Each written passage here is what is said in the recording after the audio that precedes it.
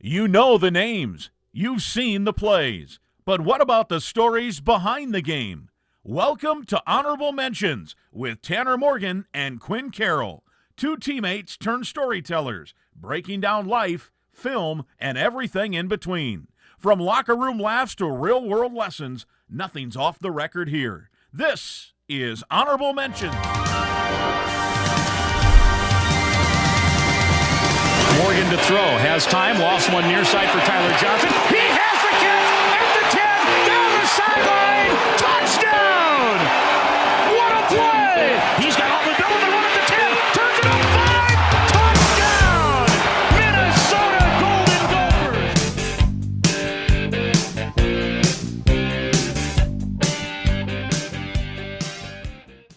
Hey, welcome back to another episode of Honorable Mentions. I'm Quinn Carroll with Tanner Morgan. We're fired up that you're here with us. Thank you so much for all your support, your likes, your comments, subscribes on YouTube, Spotify, Apple, all the social media platforms. We really appreciate it. You guys are what is allowing us to do this. Your support is what allows great guests, great content, and we just appreciate you. So getting into it a little bit, we're going to talk about the Gophers 2025 season, how they can grow into 2026. Tanner, give me your thoughts on what it's going to take for the Gophers to kind of break that 8-5 cycle we seem to be in. Yeah, first of all, shout out to our listeners. Thank you guys. Like, follow, and subscribe. This episode is going to be probably one of our most watched so far based on the awesome interview we have going on that Quinn will foreshadow here in a little bit. But I think, man, when you look at it, the portal additions that they brought in is a huge piece, right? Coaching staff, a lot of changes, but a lot of things that you could see are for the better, defensively. Obviously, losing Coy hurts, but what they were able to do up front and bringing in depth guys there, some guys who could play multiple positions. Maybe that's an indicator on what they're going to do D-line wise. Who knows? But I think there's, anytime right now you're building your team for the next season, right? We talked last episode a lot about winter workouts and all that stuff. But I mean, if you have a quarterback, you have a chance. And the Gophers have a quarterback, and they have a great system. And going into year 2 as a starter, you're always going to have a big jump. I mean, I think, that's where I felt really comfortable. When I really started to begin feeling comfortable in games was my second year in 2019, 2018, started half the season. You just start to really understand what it's like. You take over the team, all that stuff. And so I'm excited to see what Drake Lindsay does going into year 2. Year 2 running Greg Harbaugh Jr.'s offense, what they can do. All the different things they do schematically. What does Isaac Frick to bring to the table? Mohamed Ibrahim Jr. coaching the running backs. Darius Taylor, if he stays healthy, this last year would have been a different story in a couple of games. Could be the 10-win team instead of 8 wins. So all those things are factors and indicators. And I'm excited. I know they're going to get after it. And I can't wait for spring ball to get going and go out and watch practice. Yes, dude. We'll have to pop out to practice. That'll be fun. We'll get some media passes. Are you foreshadowing a repeat of a 2019 season coming up here? I'm not putting any expectations. I'm not putting any expectations on the team at all. I'm just saying I think it's from a quarterback perspective when you go from year 1. And Drake he had maybe one freshman game against Iowa, right? And the beginning of the bowl game didn't go necessarily all his way to start. But, dude, he played really well all season. Iowa's tough. Very tough. They were down 17-0. Another top 10. They were down 17-0 with 4 offensive plays. A top 10 defense, you just continue to grow and get better.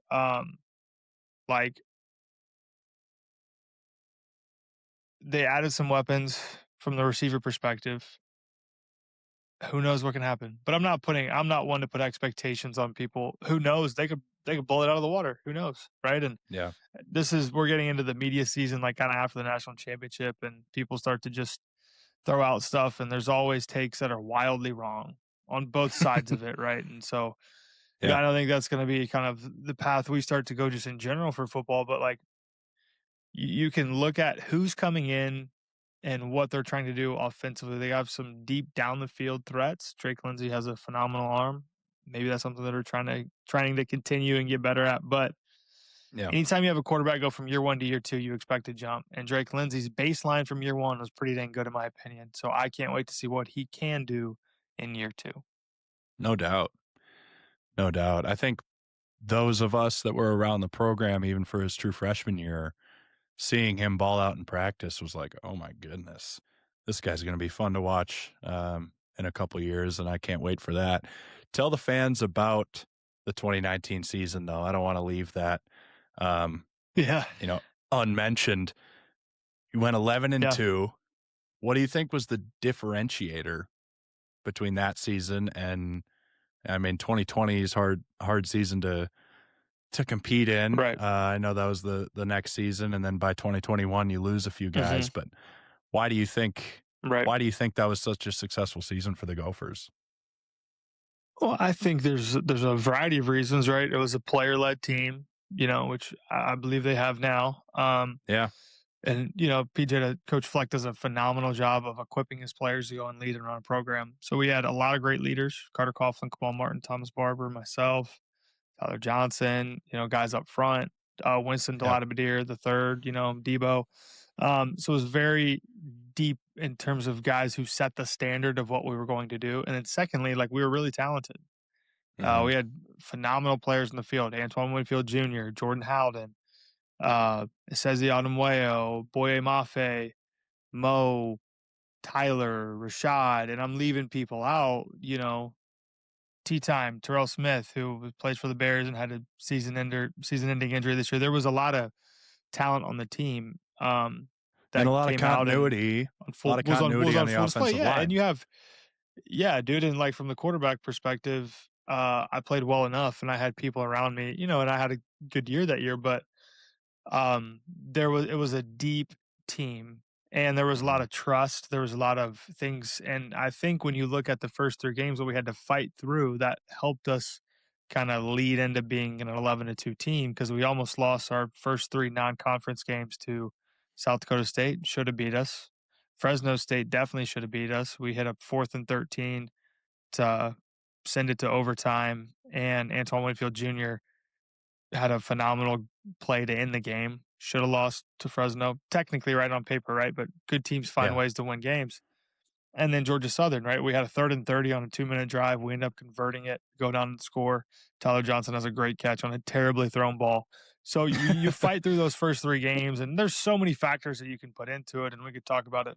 I could talk about it for forever, all the different things, but I think it comes down to people, right? And the people are really good at the job that they had to go do, but they took ownership of it. It was a player-led team, equipped by the head coach. And it was fun, man. Obviously, very fun. Yeah. I've got the Penn State ball behind me, I think, behind me somewhere up there. Among right the here. 30 game balls you had. Oh, there you go. No, not so that's the Penn. That's a special game, a special day for my career and life. But and I know Quinn was in Indiana thinking man, I made a mistake when that run was going on. It was exciting. It was exciting to watch for sure. I was still cheering you guys. But they have. I think when you look at the team this year, there's leaders on the team, and that's always important, and it gives you a chance. Talk about the O-line. Addition of Matt Limegrover. Obviously, you have a relationship with him. What do you think about that, and how does that help the team? Obviously, we love Brian Callahan and what he can do, but now the new model of coaches, right? There's that assistant O-line coach, the assistant quarterback, assistant tight end is a really important position, modeling, the NFL. So how does the addition of him help, even continue to grow the offensive line room from a depth perspective and wherever you want to take it? I think it's a massive hire.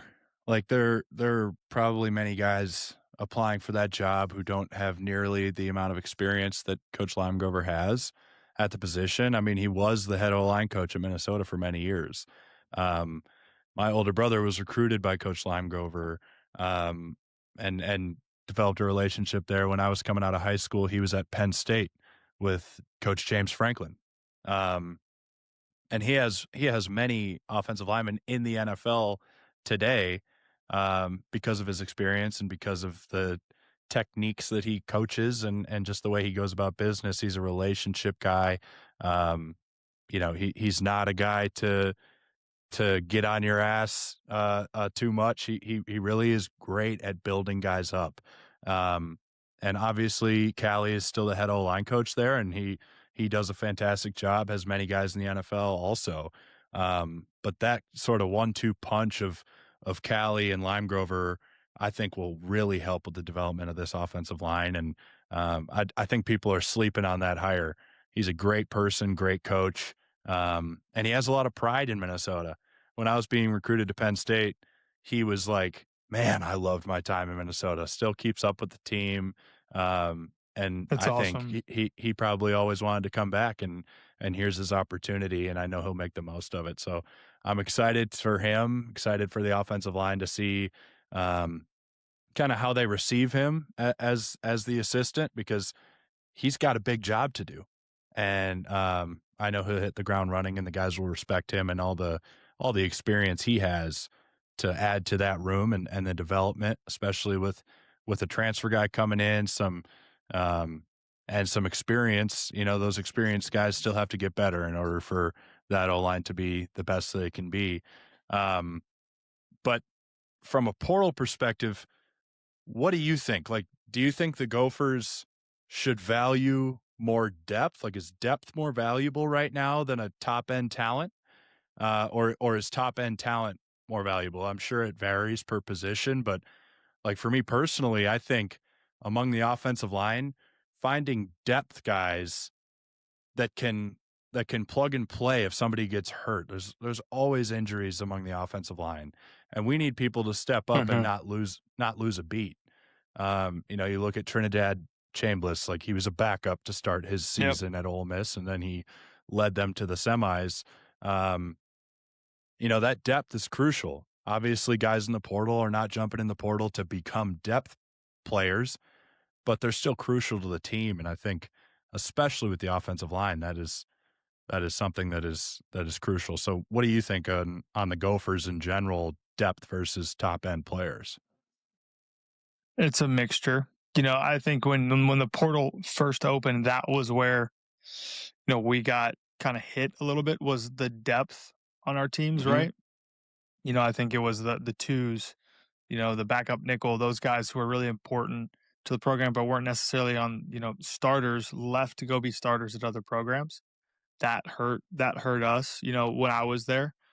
I think of some DBs that had left, maybe a couple linemen. But I think, depth is vital. It's really important. You have to recruit depth, right? I think they did a great job bringing in another backup quarterback who very clearly knows he's not going to be the starter, but a Mm-hmm. guy to compete and add some depth into that room with the freshmen that are coming in. So, depth is important, but if you don't have the guys that are as the ones that can't go produce and do the job, then you have an issue.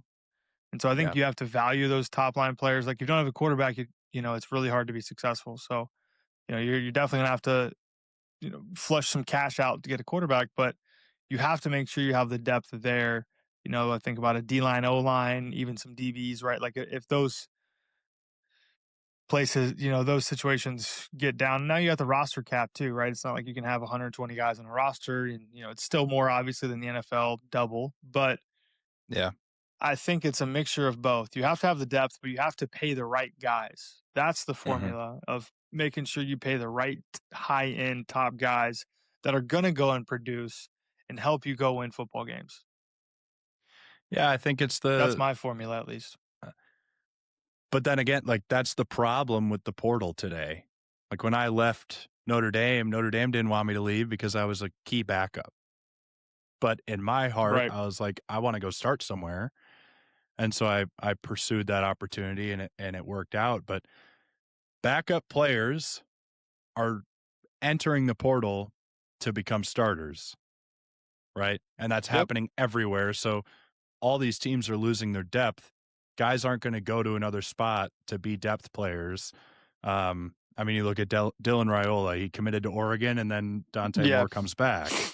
So Dante Moore was developed when Dylan Gabriel was the quarterback at Oregon. So transitioning into that a little bit with the Dylan Raiola story, like who is developing backups anymore? especially at the quarterback position. Like, who is developing these players, these freshmen, or are they just shopping every year? You look at guys who are they don't start for the first 2 years. They're likely not going to start the third year because they're going to bring in a transfer veteran guy, and so they transfer. So there's very little depth anymore, and there's very little development with certain positions because they just shop every year and bring in guys who have that experience. Yeah. Well, I think we asked Max about that a little bit about his FCS journey and how that played out. And that's part of it. You have to go where you're going to get developed and where you're going to play ultimately. But I think there's programs who do a better job of it. Like that's part of what these assistant coaches are paid to do is make sure those guys in the room are being developed, unless they're going to leave and go somewhere else. But you look at the Dylan Raiola situation in Oregon. Well, they're following the same model that Dante Moore had. Dante Moore could have transferred a lot of different other places, and he decided to go and sit behind Dylan Gabriel for a year to reset, recharge. He had been under a lot of criticism, wanted to go learn and be developed. It seems like Dylan Raiola is okay with that. Obviously, as a competitor, he wants to go play, but he's received a lot of criticism and had a lot of expectations on him since he was a freshman at Nebraska and went out and played as a true freshman. Maybe a reset isn't the worst thing for him. It provides Oregon with their next quarterback, probably one of the best backup quarterbacks in the country. And for Dylan, a chance to reset, recharge, learn, and really be developed, understanding that he doesn't have like the expectations of going in and playing right away. If Dante Moore would have left, I'm sure they would have been able to roll with Dylan Raiola. But that's a situation where you see a guy doing something uncommon. Back to what you said about backup guys leaving to go be starters somewhere else. They are, unless you're going to pay them more and sell the vision to them that, hey, you can be developed here and you're going to be the guy next. And by the way, we're going to pay you $50,000 more than the other school or whatever it is. So that's where the money can come into it to help these guys stay and be a part of it. You think even some of these, coaching perspective, that's why you can help these staff stay together, because when you have the assistant receiver coach or whatever, sometimes a lot of the G5, lower G5 level position coaches are leaving for the assistant position coach jobs in the Power Four conferences because they're paying more and there's more stability and things of that nature. So that aids in the development piece of making sure you have guys in the room, and just goes to show there's even more of a probably disparity from Power Four and Group of Five than there was 5 years ago, even though it's always been there. And I think that's only continuing to grow just based on the resources that are available and things of that nature. But I mean, it's important, man. You have to still develop, but at the same time, you got to produce and go win. Right. So I think the transfer quarterback world we're in it. Kentucky, right? They had Cutter Boley and they decided to go with the Notre Dame guy, Kenny Minchie, lost out on Sam Levitt and a couple other guys at LSU, right? They're obviously going to go to the portal. But when you have a guy who can stay somewhere, you have a chance to not only really become, I don't say a legend at that school, but how many 4-year starting quarterbacks or 3-year starting quarterbacks are we going to see in today's day and age? I don't know. Yeah. Right. Not many. It used to be really common, right? When I was coming up as a kid, that's what you saw. You wanted to be a guy who had multiple years starting at a school, and you had to beat out some older guys in order to do that. So Drake Lindsay on the path to do that, right? Very quickly decided to pledge that he was going to come back to the University of Minnesota. So it's exciting to see what can happen. But Nebraska, they got a good transfer quarterback and the kid from Virginia to UNLV, and Anthony Calder. I'm going to mess up his last name, but that's to me where it's how do we still have some of that continuity piece, especially from the triggerman position? Yeah. I mean, you look at programs, the programs that are developing quarterbacks are the guys who are coming in and are ready to play right away. Like Drake Lindsay's a little bit of an outlier because he had Max in front of him, but the Gophers saw that talent right away. They knew he was going to be the starter the next year. They weren't going to find that transfer portal quarterback to replace Drake in the 2025 season. You look at Notre Dame, CJ Carr, and Kenny Minchie. That was a tight competition.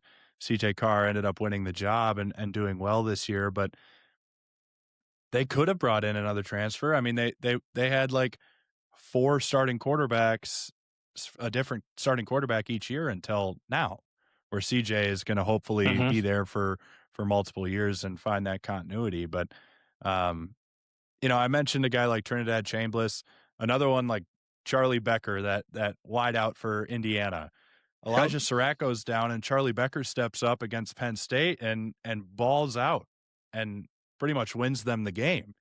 Some kid you haven't really ever heard of. He had like 100 yards in his career receiving up until that game, and then he had like 150 in that game alone.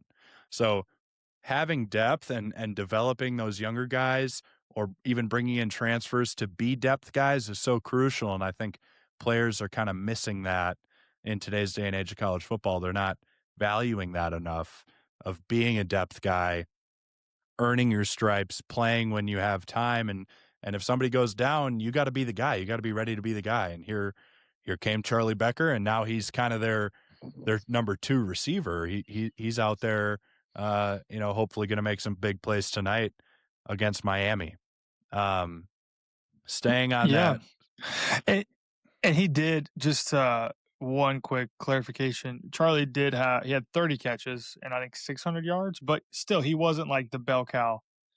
But clearly he was a guy who Fernando Mendoza trusted. And when you have those guys in the room, it's really important. Yeah. Yeah, absolutely.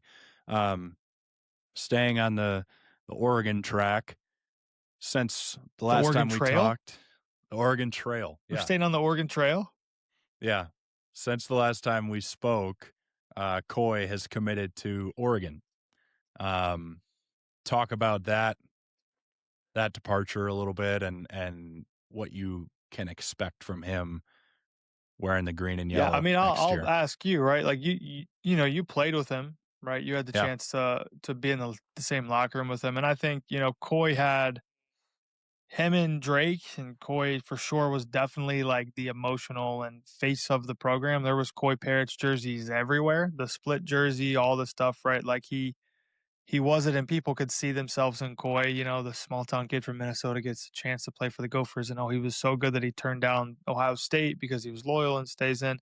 And I don't know Coy personally, but like there is a little bit of pressure that comes with that. And if you don't want that, if you literally do not care what other people think about you and you want to go win a national title, I understand why he's going to Oregon. Obviously, I would have loved to have seen him stay as a Gopher, but at the same time, like his production this year wasn't great.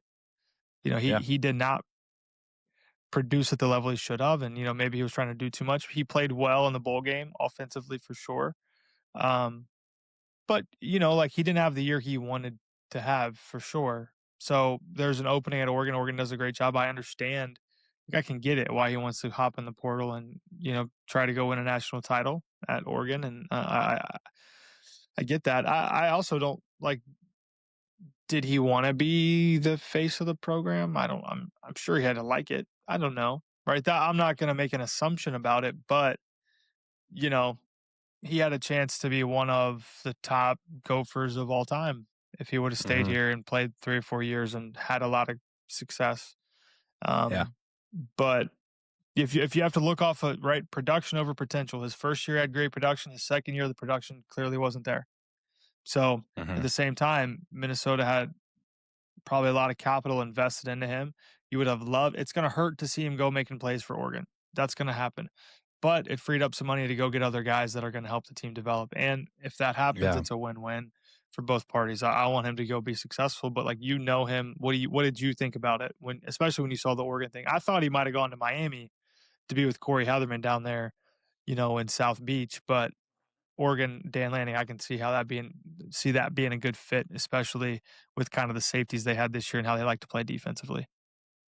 Yeah, I think Miami would have made sense with Corey Hatherman. I think Ohio State would have made sense just because of, I think it was down to Ohio State and Minnesota when he was making his decision out of high school. But I can't blame Coy. He's pursuing a national title. I think we all would have loved to see him stick around for the Gophers and pursue that national title here and be a key player in getting the Gophers to where they want to be. But this is pretty symbolic of where the portal is today and where college football is today. a hometown kid who got All-American recognition his freshman year, got All Big Ten recognition this last year, even when he didn't produce how he should have. Safety after safety being drafted out of Minnesota. I don't necessarily think he needed a bigger stage in order to do what he wanted. Like his goal was always to play in the NFL. You hear him talk about it in media. Like he didn't really care Yep. about college football. He didn't care about the Gophers necessarily in high school or growing up. His goal is to play for the Vikings. He's a huge Vikings guy. So I hope he tears it up at Oregon and the Vikings pick him in the first round next year. But like I said, it's pretty symbolic. Even a hometown kid will leave a situation in Minnesota to be just another blue chip player in Eugene. So it's disappointing. I wish he would have stayed. I talked about this last episode. I hate all of the scrutiny he's getting for leaving. But who are we to say what his motive is? Maybe a national title, maybe not. Maybe there was something behind closed doors that we don't know about. We can assume that it's a national title push.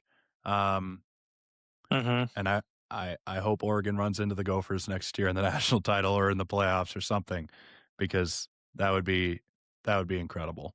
But yeah, I mean, I can't blame him. It's a tough move to see him leave. Tough for the Gophers, but I wish him nothing but the best. Yeah, same. And he's going to go and be successful, and that's okay. Right. And we can thank him for the great memories he had, and helping the Gophers win football games. But, it is what it is. You want to talk about a little bit about Trinidad Chambliss, right? Sues the NCAA twice.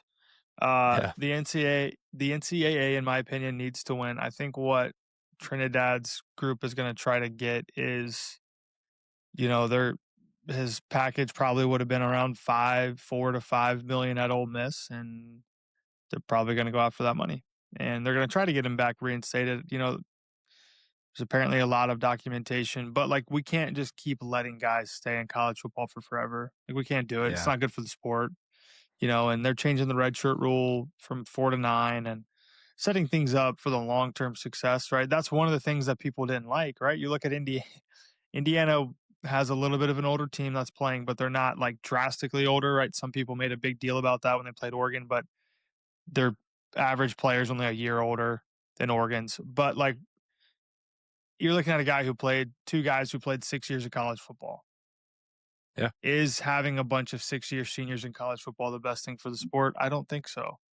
I don't. It was great for me. I loved it. I had a great experience. But at some point, we have to get back to kind of what football was, 5 to play 4. Maybe it's 5 to play 5. But that's kind of what we're getting into now with the 9 redshirt rule, right? A lot of the coaches said, let's just make it 5 years to play 5 years. Well, a 9-game redshirt is basically a 5 for 5. Don't play in the first 3 games, and you can play the rest of the season besides postseason and still have your eligibility to play a 5th year. That's the way I look at it. That's the compromise made. When I got to college football, if you played one snap, your red shirt was blown, which was stupid. So the four game thing made sense for development, especially at these programs where you could play guys with fewer blowing a team out early in the season. You could get reps. Drake Lindsay got to play against, I believe it was Rhode Island. It was a Rhode Island game he came in. Yeah. Right. So like that's the way I look at it. But for the longevity of the sport, I don't think having 6-year guys in college football, and a lot of them, is good for the sport for the longevity of it, long term wise. The 5 for 5 makes sense for me. The new red shirt rolled out's the way I read it. What do you think though? I mean, you played 6 years too. I would selfishly, I would love to see Trinidad playing college football again, just like it was fun to see Diego Pavia playing for Vanderbilt this year. That one's a little bit different because that brings JUCO into it. JUCOs might have a resurgence because of how that ruling went for the NGCAAs, and I think that's smart. If I was a high school kid, I would probably be thinking about a JUCO if I didn't get a scholarship I wanted, because it doesn't count towards your clock and all that stuff. But I would, as much as I would love to see Trinidad playing for Ole Miss, and he was awesome to see, I don't think it's good for the sport to have a bunch of 6-year guys who have played that much college football in it. That's my opinion. For sure.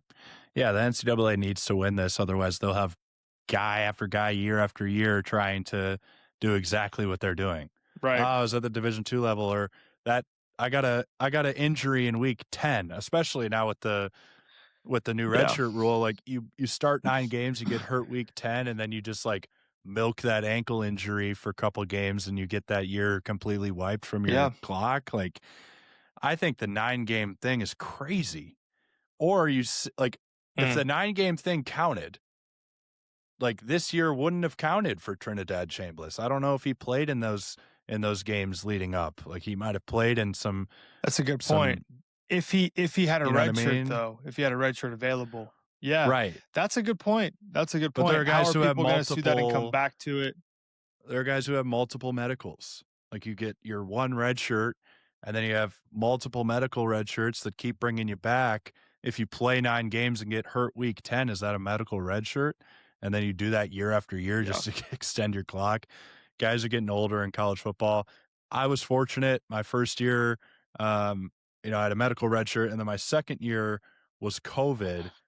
I technically, if I wanted to, could have like sat out the 2021 year and like regular redshirted that year, and then played 7 years of college football. Wow. If I really wanted to, but I played on special teams. Shout out Derek, the captain. Yes. Played on special teams, played a little bit on offense that 2021 year, which was ultimately the reason I was able to come to Minnesota, was because of that time on the field. But if I didn't play that year, I could have redshirted and then had 4 more years of eligibility starting in 2022. So I think some of the rules are a little loose, and they're allowing guys to sue the NCAA, which you never heard of until recently. Now we got 2 quarterbacks, Diego Pavia and Trinidad, suing the NCAA for more eligibility. I think they just need to hang them up. And the NCAA has to win too. Yeah. Right. But I would, if I was Trinidad and I was going to get a guaranteed $5 million from Ole Miss, I would be suing too. Yeah. You can guarantee that. He's going to get drafted in the NFL. There was some teams in the SEC who said he was the best quarterback they faced, period. He's going to get drafted and he's going to have an NFL career. But the NCAA has got to win this case, or else you're opening yourself up to so many things of everybody's going to sue you, and they're going to, like you said, right? I had to get my wisdom teeth out. It was an emergency, but really it wasn't. And they just scheduled, they got your wisdom teeth out so that they could say you had to do it, and you could get the extra year because the season was a wash. Like all those things are up. Like they have to win to get some control over this. And that's part of college football, because with all the money involved now, these guys are going to want to stay as long as they can unless you're a bona fide like first round pick. But we see Dante Moore was a bona fide first round pick, probably going to go to the New York Jets, maybe to the Las Vegas Raiders, maybe, depending on who they would have liked better, whether they like Dante or Fernando Mendoza more. Yeah. But he decides to go back to school to Oregon because Oregon's going to pay him a lot of money. He had a great experience, and he said, I don't know if I'm ready for the NFL yet. But if it was pre-NIL, there's no way he would have turned down that much money probably, right? Some guys or some stories of it, but for the most part, not really, right? So, like, that's a great example of Dante Moore coming back, but he's not a 6th or 7th year senior. The NCAA has got to win this, or else you're opening yourself up to all that, especially with the money that's being poured into the sport right now to the players, which I believe they should get. But that's what I'm saying. Like they have to win this. Dude, just a couple of years ago, people were, in college to get to the NFL as fast as possible to start making money. Now it's completely flipped on its head, and people are like, I don't really care about the NFL right now. I just want to stay in college to make more money. But at the end of the day, think about Max Williams, Yeah. At the end of the day, like Max brought us into that. Yeah. At the end of the day, Diego Pavia was the Heisman runner-up, and he's fighting for more eligibility. Dante Moore was going to be like the 2nd overall pick or the 2nd quarterback taken, and he's coming back for more money. Trinidad, the same, like could be a top 3 round pick, and he's wanting to stay in the NCAA as long as possible. We don't have to waste more breath on that. moving on to tonight's game with Indiana and Miami. Talk about the cheating rumors. You've heard about the cheating rumors, haven't you? With Indiana? Dude. Yeah, I don't buy into that until there's real evidence and proof. Ask Yeah, I'm with me you. in a month or ask me when we get like the Michigan stuff was very real. I think people still have some PTSD from that, and you can clearly see how the program was run the past 2 years that things like that definitely went on. Indiana runs a good program, and maybe people are trying to say they cheat because they shouldn't win. Indiana Yeah, shouldn't be in that's the national exactly it. championship, and they shouldn't be boat racing Oregon and boat racing Ohio State like they did, but they In are, Alabama. and let's accept it. And if you have real evidence in Alabama, if you have real evidence, we could talk about it. But until we see real evidence, I'm not going to entertain it. That's my thought. That's the way I look at it. Totally. Hi, Pookie. I'm on a podcast, baby girl. Show her to the fans. She's naked. Never mind. My daughter's naked. Isla, say hi. Yeah. Okay, go back up Yeah. and see mommy. Hi, Yeah, Isla. baby, go see mommy. Quinn says hi. Hop, hop, hop. She loves to come down here and look at my helmets and say, "Daddy, football helmet. You play football." I can't wait. Honor roll, additional, to show my kids my highlights and them not care at all about any of it. I can't wait to do that. Ego moment. You got Look at the two 2019 girls. highlights. You got 2 girls now, dude. You gotta keep trying for a go boy. see mommy. We will. I don't know if I can have as many kids as your parents, though. Yeah. I don't know if I can 7. do that. One of They're 7 for real those ones. of you who don't know. Yeah. Isla, hey, honey, go see mommy, and I'll be up there in a second, okay? I love you so much. You got stuck? You need help? Mommy made you lunch. I'll help you. I love you, baby.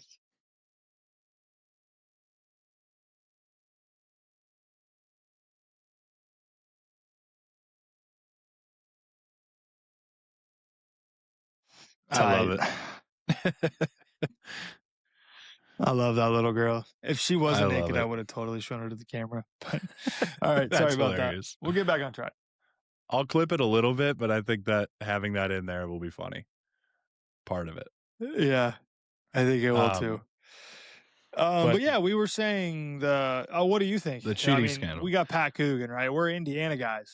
Oh, We're yeah. Indiana guys on this pod, and I don't think Pat Coogan is a cheater. Okay? No. All right? Pat Coogan would not stand for that in the Hoosiers locker room or film room. There's supposedly, the rumors are saying that they're hacking into practice film. The reason for this is because they started 5 games this year with an interception within the first 2 plays. So they're saying they know the script, right? For those of you that don't know, the offense has a script of like 10 to 15 plays to start each game.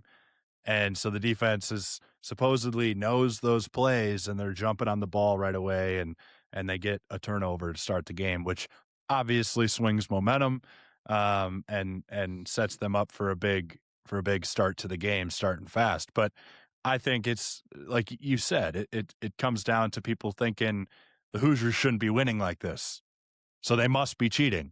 Right. And that's just pathetic. Yeah. Indiana can't win the national championship. They can't do it. Yeah. It's not Indiana, which can't wait for the game. Gonna be a physical game. Can't wait. Yeah. Totally. We should live stream it. We should watch it together. I'm down. I'm so down for that. Coming next year, live stream games. Yes. Coming soon. We're just gonna have a camera crew follow us around Gopher games and just get our reaction. But staying on Indiana, Cignetti had been mentioned for a couple of NFL jobs. Those jobs are now being filled, but he openly is not an NFL guy. He had opportunities to be an assistant back in the day, turned it down. He's not an NFL guy. And that coaching loyalty is so crucial to that team and where they're headed. And, if they walk this year with a national title and Cignetti stays, I wouldn't be surprised if Indiana Dude. turns into the next Alabama with Nick Saban. Well, right. Like for his legacy, why would you leave? First of all, Indiana's paying you $12.5 million a year as a base salary.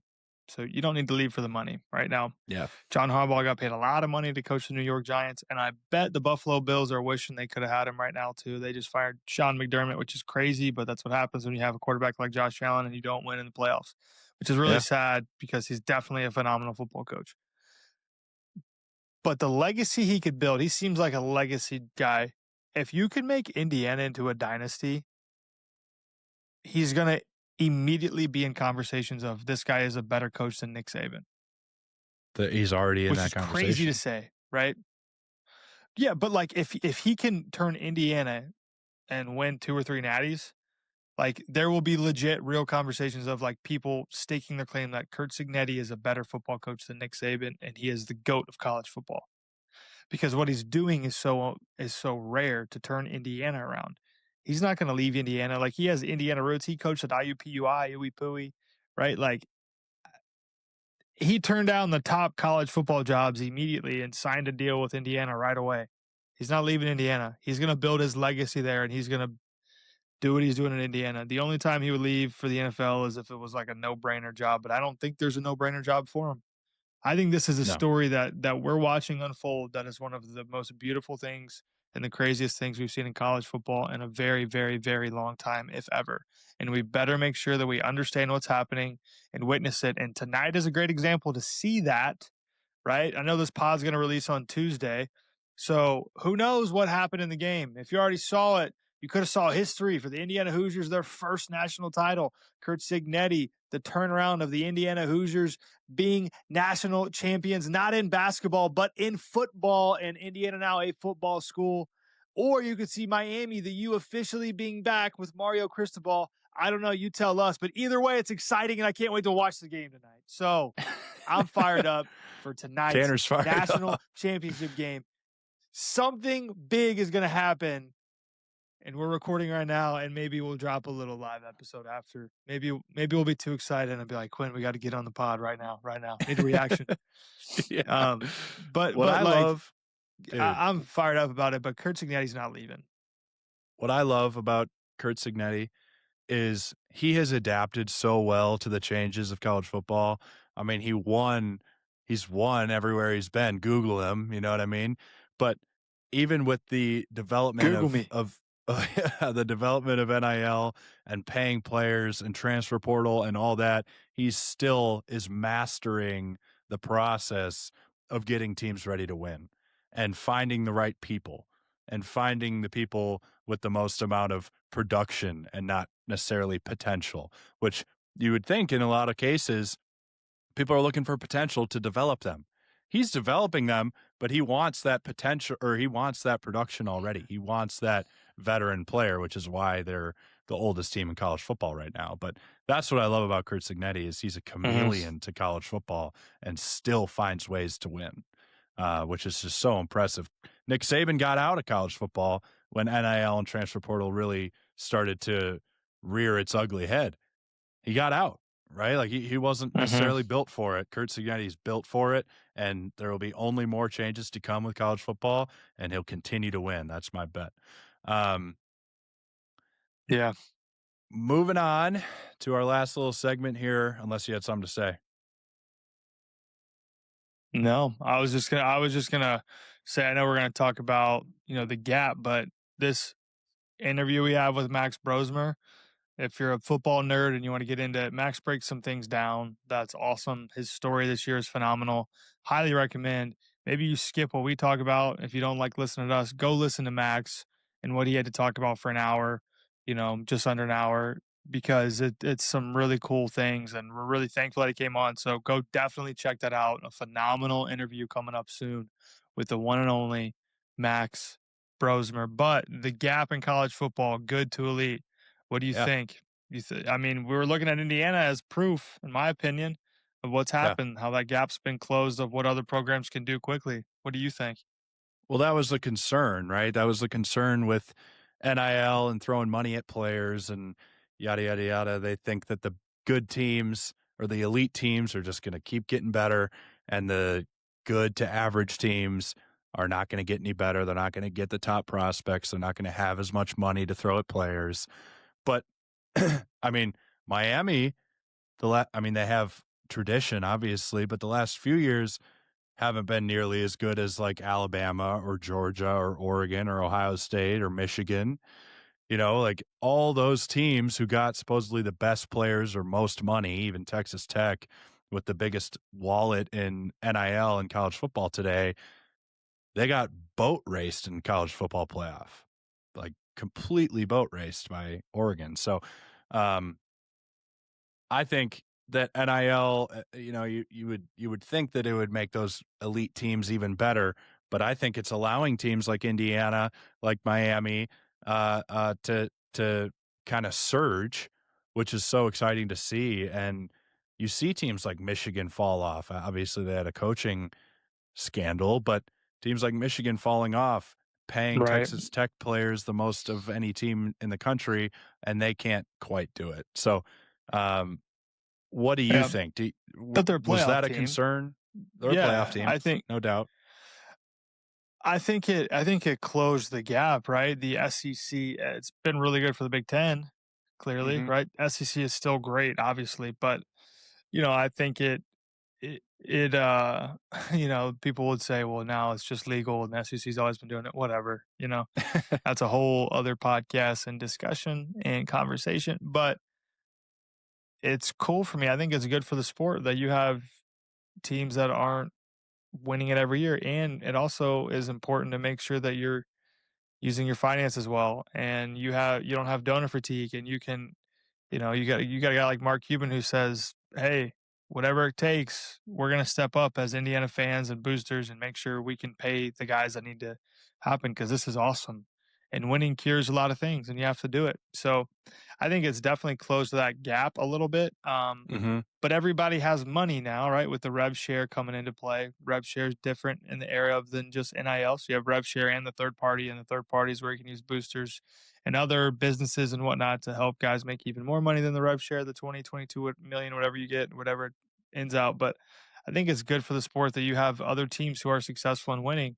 And yeah, Yeah. your payroll and what you have is still a big part of it. But at the same time, other teams are making money. There's FCS players who are making good money too. Newsflash, in case you didn't know.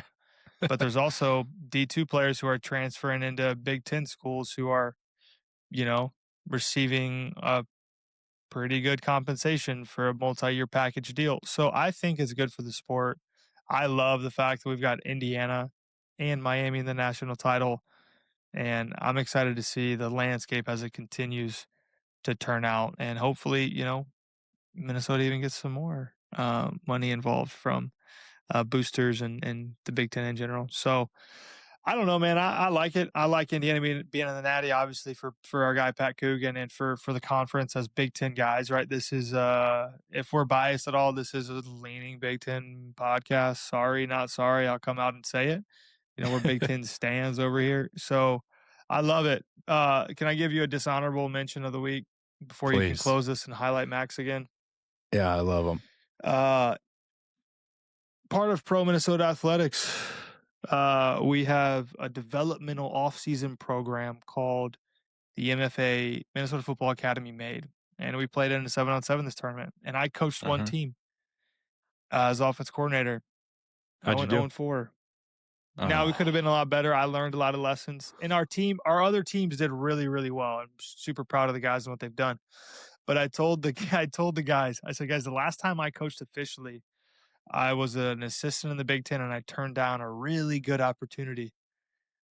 And I just went 0-4 in a 7-on-7 tournament. The pride is hurt a little bit, boys. But don't worry, we're going to bounce back. We got a great group of quarterbacks, a great group. But that's my dishonorable mention for myself. I got to get better. Coach Morgan's got to figure it out, and we'll get there. But maybe I need Max to help coach me up on some new schemes I need to run. I should have asked him that. You got too many distractions. It's the podcast is getting in the way of your coaching. Nah, Just too dude, too many much. good things, too many things going on. No, we're good. We're good. We're good. MFA made. We're gonna be all right. We're gonna be all right. Don't worry about I us. can't wait. I can't wait to see it. Moving on to our final segment, the audience mentions. We had a couple of you hit us on Spotify and Instagram and YouTube comments and stuff like that. We love these. We're really excited to answer them. Please hit us with more questions for what you have. We love answering them. So this one is from Nathan Schrupfer. This was on Spotify. It was a question for me, but maybe also Tanner. What are some characteristics to look for in an O lineman to effectively run this pro style / West Coast offense? Is there a prototypical body / skill set, or should the scheme be effective regardless if taught and executed right? How much do you think Minnesota recruits linemen to fit their scheme versus other position groups? College football offenses have certainly changed, but this style is so different from the Gopher football I grew up on. Run, run, run. That was like 4 different questions in one. But I think We love it.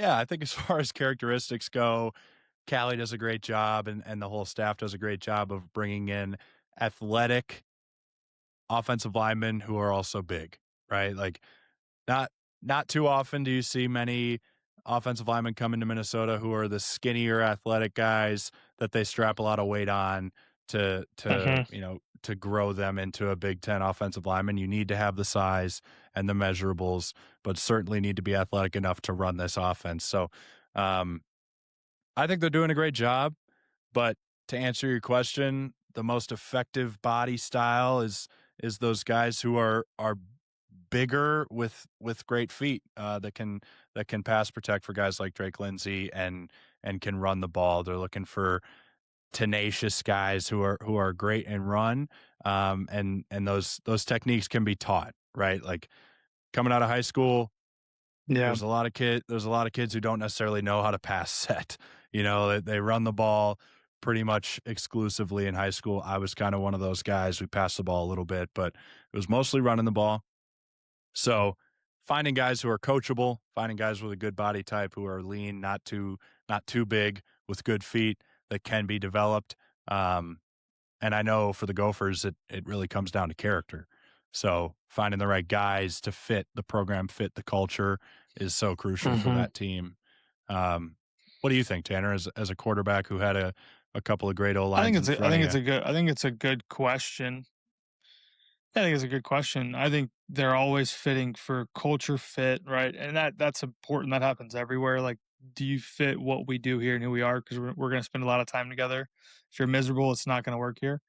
And that's across the country. And I think the Gophers have done a great job of that. We've done a great job of that, But I think it really depends on, like, it's even more so in depth of the pro style West Coast. It's what kind of run schemes are you going to be really good at? Are you going to be a wide zone scheme? Are you going to be a gap? You know what I mean? Like, that's what I think about from a pass standpoint. Like, you're always going to be able to kind of run the same protections. You can scheme it around that, but they're always trying to figure out, based on our personnel, like, what is our best kind of run scheme? And that gets even more into like just the overall generality of pro style / West Coast. But that's my thought. I think it's a great question. We appreciate it. We want to have more. The second question was, let me make sure I get the name right for the shout out, from Tom David 45. If you could add any current Gopher to the 2019 roster, who would it be? Anthony Smith. You add Anthony Smith to that defensive line, already a great defense. Anthony Smith, Carter Coughlin, boy, Mafe playing together, my Lord. That would have been crazy. Offensively, it'd probably be Darius Taylor, two-headed monster of Darius and Mo and Rodney. That was a deep running back room, though. But Anthony Smith for sure. Quinn, there's one for you here.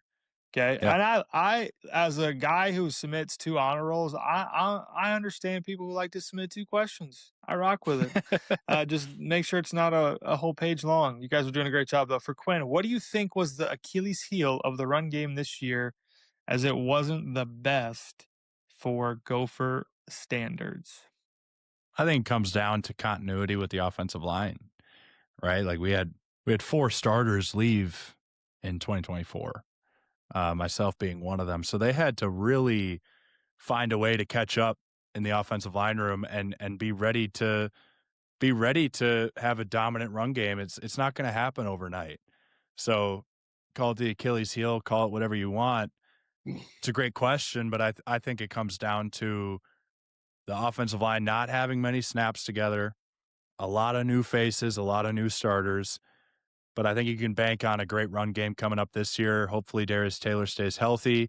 I know that Coach Harbaugh loves to run the ball, and he loves to call the run, especially when it's working. And that offensive line needs to set the tone. So I know Callie's getting them right. I know those guys are excited for this next season, and especially having those reps together. It'll be crucial for the 2026 season to have that dominant run game. That will set the tone for games and set the tone for the offense and open up the passing game.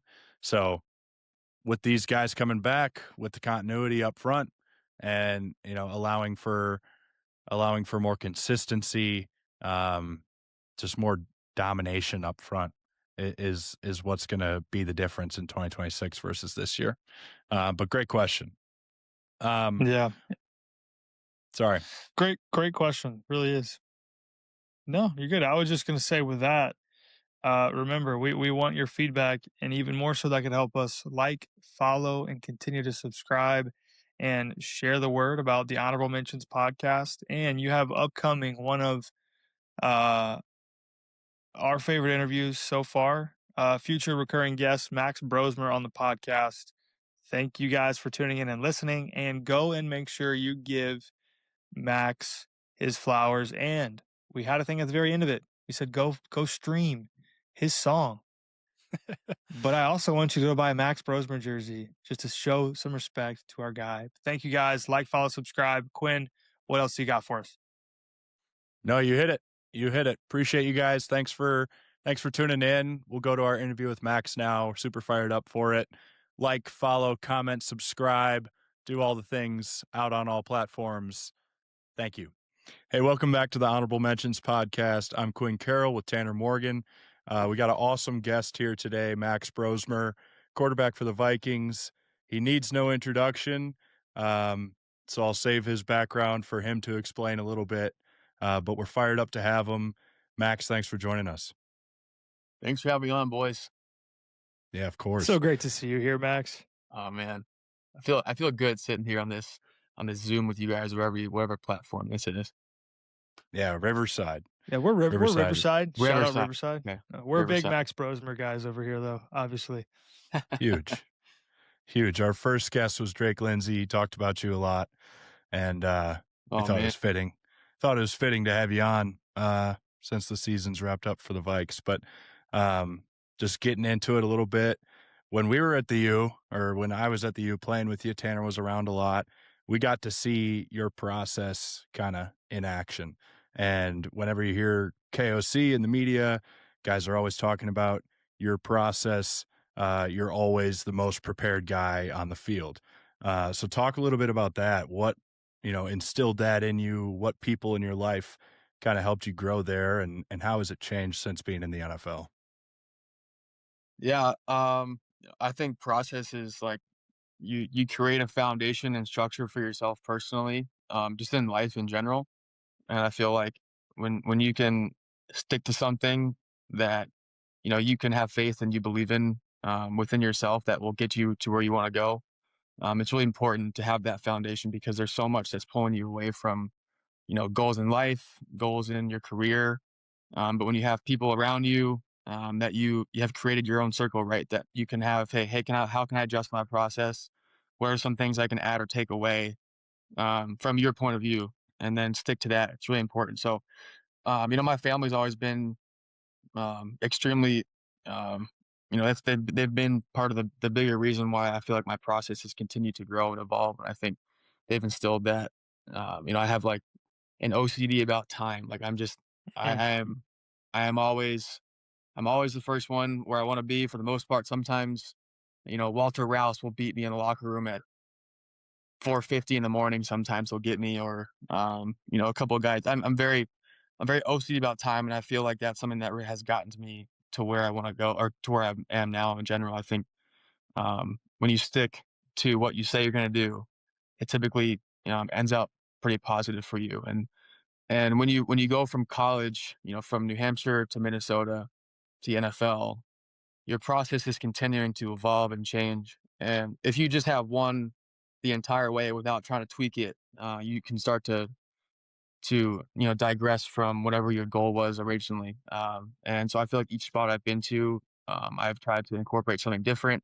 I've taken stuff away. I used to take like an hour and 15 minutes at New Hampshire to warm up every day for practice, and Wow. That's a it lot. was really bad.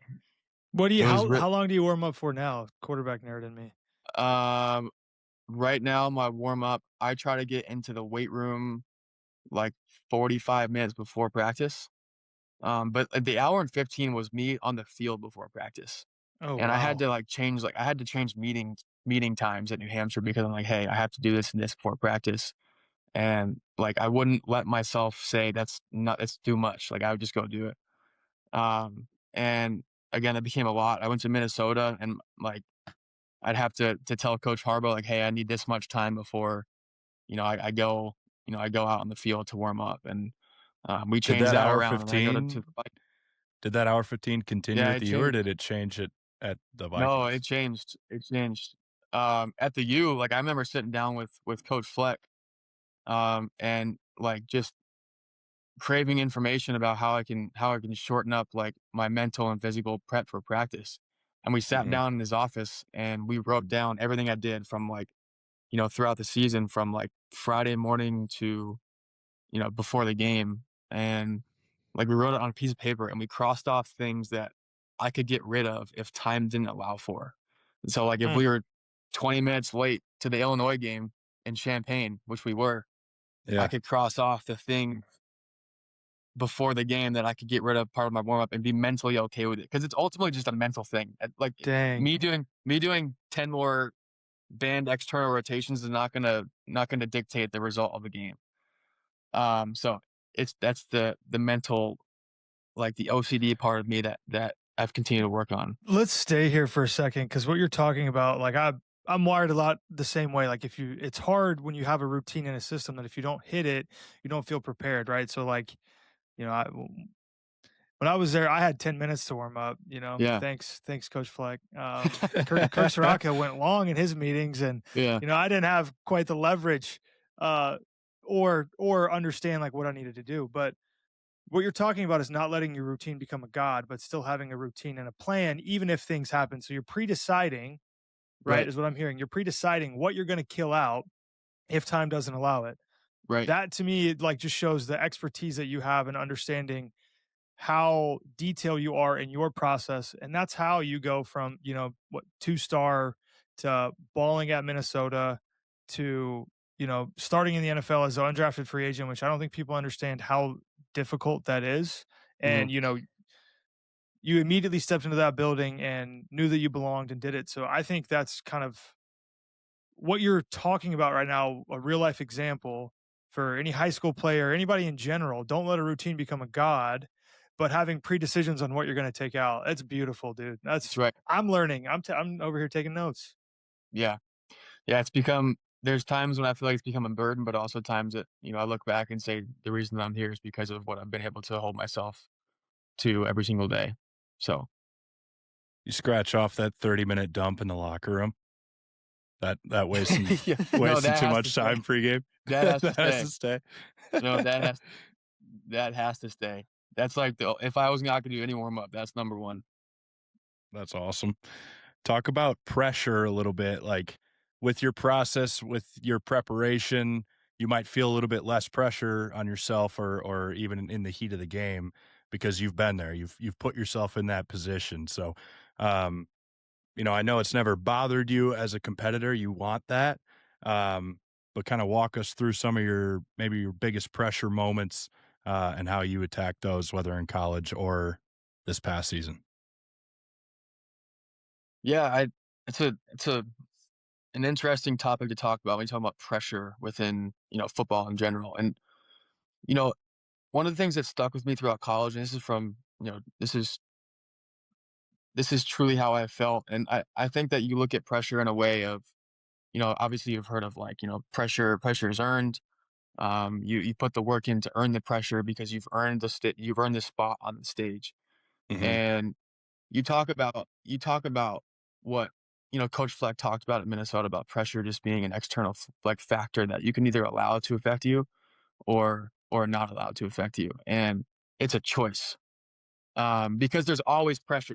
Whatever you do in life, there's always pressure, and you have to dictate how you feel it's going to affect you. And there are times when I feel like I've done really good at that, and times that I feel like I haven't. And I feel like most people can say that, and in their careers in general. I feel like you learn in small doses. Whether I was at New Hampshire, where the stage doesn't seem as big, but the pressure is within the locker room now, where it's like your teammates are holding you accountable to what you say that you're going to do, and the standard that you say you're going to hold yourself to on the team. Um, and the stage is this big, but the pressure is so loud and heavy in that locker room because you put so much work into making that team the best that we can be. And then you go to Minnesota and the stage becomes bigger now at the Gophers. I'm playing in front of 60,000 people instead of 5,000 people at New Hampshire. And the stage is bigger, but the pressure is the same because ultimately what matters is what's in the locker room and what you've built with the team. Mm. And then when you go, like, I think for me, what the difference is when you are in college and you're able to be a part of something. And I was in every game plan meeting, for example. I was able to be a part of building that offense with Coach Harbaugh and continuing to evolve the offense. And Quinn, you were there, and we did some really cool stuff that year. Yeah. And you go to the NFL, and it's completely different now because now you're adjusting to an offense that's already installed. It's an offense that has, it's KO's offense, right? Hmm. It's what he does. And now the pressure is within the locker room, but it's also the pressure of executing an offense that, you're not actually a part of anymore. You have to execute what's called. And Mm. if I'm not sure if I'm saying that the right way, it's a difference in, feeling like you've helped create the game plan and helped create the plays versus understanding the game plan and going to execute it. And there's Yeah. a difference, and that's what professional football is. And that's where it'll be, throughout the entirety of the NFL. And so there's different pressures now in the NFL as there was in college. And it's not more or less, it's just different. And so, you talk about process and development. And it's really important to continue to trust your process because ultimately the process that has gotten you here is going to continue to keep you on that track. And pressure is also involved in that. That's awesome. I'm Right. gonna ask you one question before we kind of transition into your pre-draft process with Quincy and the Shrine Bowl, and Quinn will get into Yeah. that. But you're talking about, offense coordinator Greg Harbaugh Jr., which everybody on this pod loves, right? We're big, big fans of Greg. Yeah. He's a And big how fan of the he pod. changed his entire offense. He is. He is. He's reposting. He should repost this. Um, he completely. So I remember Greg as when I was a 16-year-old driving me around as a GA at Western Michigan, and he was heavy in the RPO system. He went and learned Yeah. from Tom Marth, the West Coast, and he gets the chance to call plays, and he's changing it up, shifts and motions, and you come along, and it's like, man, I remember him talking to me about how excited he was to have you, right? And I was still on staff on your official visit, Yeah. and it was like, man, we've got a guy that we can do all the things that we want to do offensively with. And like that offense, did that help you kind of prepare to take the step into the West Coast, the KO, right? That system that everybody in the media and fans want to rave about. That tree, that Shanahan tree. Like, Yeah. did it help at all? Am I reading too much into that? But did that experience help you, transitioning from that offense to Minnesota's offense, as well as your first game was against North Carolina Yeah. at Huntington Bank Stadium. Like Yeah. that wasn't a cakewalk where you got to No. play, an FCS team, right? Right. And so you played a really good team, fell short just a little bit, but you got so much better as the season progressed. Those experiences, did you apply those, or am I kind of reading too much into that? No, you're completely right. I think when you transition to offenses in general, it gives you reps at understanding how you can fit into a new offense. So when I went to New Hampshire, going to the Gophers, I got a rep at learning how to become a part of a new offense, and then obviously now it's another rep coming to the Vikings. Um, the cool part about what Coach Harbaugh did with us last year and this year with what he's doing with their offense now and Drake, it's pretty cool. number one is he has ultimate trust in the quarterback to execute the plan, and he's not going to put you in if he doesn't trust that you're going to execute the plan. And it is 100% pro style in the fact that we have like 30, 35 syllable play calls. And, I'm walking to the huddle, I'm looking at Quinn like, here we go. Like, this is a 5 syllable play call. Stand, hang with me. I'm like, Quinn, I'm stop just leaving the looking for huddle those so 2 freaking early. syllables. Yeah. It sounds yeah. like Quinn. On one-on-one, ready? And Yeah, right. like I remember there were just insane play calls. And the cool part is, it from an untrained ear, or maybe an ear just not within the huddle or within the offense. It sounds like gibberish, but it's just a new language, and you're learning a new language, just like you would Spanish or French. And then you go to the Vikings and you learn an entire new language. And the good thing about the NFL is there's trees now. So like when you go to another system with like Shanahan, where it's like if you go to the Bengals with Zach Taylor, and it's like there's a lot of similarity. And you go to LA with the Rams, and you're like, okay, like the offense, the terminology is very similar. But you don't get that as much in college. So obviously with the portal now, it's a little different. People are changing schools, and then they're learning 5 or 6 languages before they go to the NFL, which is good. You get reps at learning new languages. So um, I would say that, I felt a good confidence going into rookie minicamp, for example, knowing that for some reason, I could just hear the play and be able to spit it back out with, a new language for like 15 words that I had never heard of before, because I was trained to do that at the Gophers. It's awesome. So there's a lot of, the reps are really important, and just reps at learning new language is really important. That's great. Yeah, tell us about, your process to the Vikings, right? Like, you didn't know that you were going to get picked up by the Vikings after your career at Minnesota. It just so happened that you did, and it worked out well for you. But talk about like the Shrine Bowl's coming up, the Combine's coming up. Talk about your experiences there. Maybe talk about your boy Shadur a little bit at the Shrine Bowl, and your training with Quincy and how he got you right. Yeah, what I think it's insane is, like, we just finished up a couple weeks ago, and I started all this on what January 1st is our bowl game, right? Last year. So I started Yeah, 4 something days like after that. our bowl game, or like after the Duke's Mayo Bowl. I started training like 4 or 5 days later, and I just finished, like, the rookie class just finished like football for the off Yeah. season. So like that first they talk about how long the rookie year is, and you get to like week 12 or 13 where you're usually done in college. Like on average, you're probably done around week 13, and you have like another half a season left.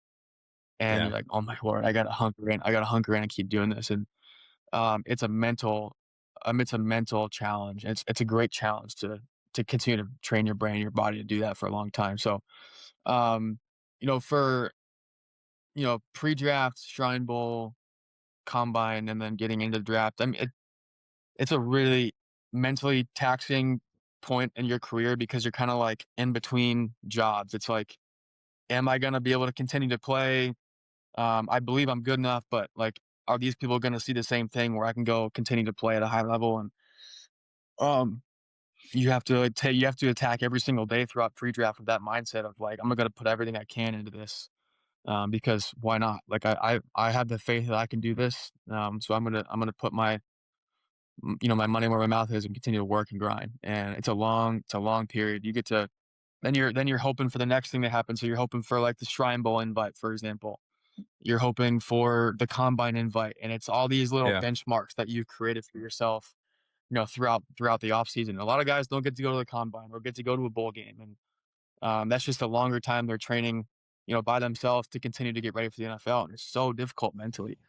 Um, and you get to the Shrine Bowl, for example, and you get another rep at learning another language, like I talked about. I think our offense was Jacksonville's at the time, before Cohen got there.